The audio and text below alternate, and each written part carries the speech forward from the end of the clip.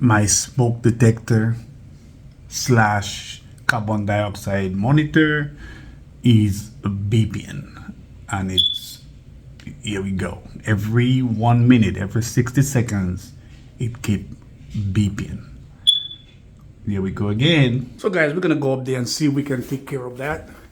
We're gonna go ahead and I'm just gonna take it down to show you guys so you can, this one is wired in. You can see that have a wire connection right there.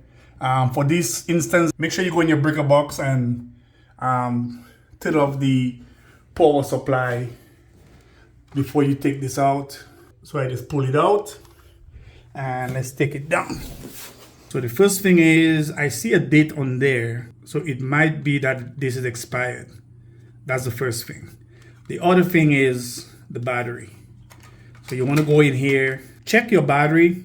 You can put it back on. It's easy to put it back in. There's only one way to put it in. So put the battery in, lock it in, and you can put this back on and you're gonna check and see if it's still making the beeping sound.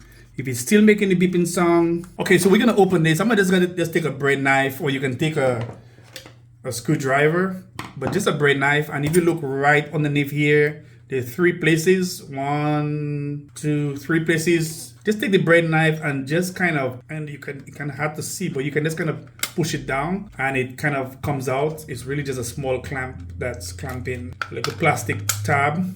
And you do that 3 times and voila, you open. And when you open it, you want to check inside to make sure that there's no dust in there. If there is, you want to blow it out or something. What you can also do is remove the battery on there.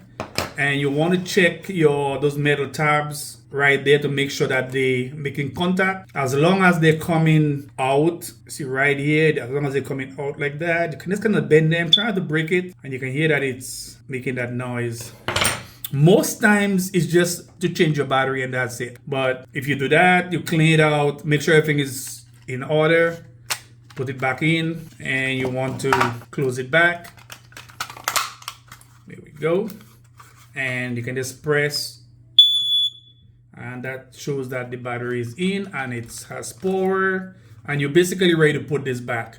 If you put this back and it's still beeping, it might be because it's outdated or something is wrong. You might want to change it. You can get the brand and the model name and just go to Amazon and replace this. But you're basically gonna take this back up there and just plug it back in. So let's go ahead and do that. And just push it back up, turn it. It should lock into place again.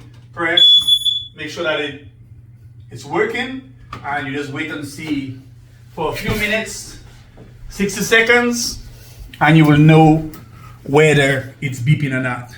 Okay, it's been almost 2 minutes, no beeping, so that took care of it.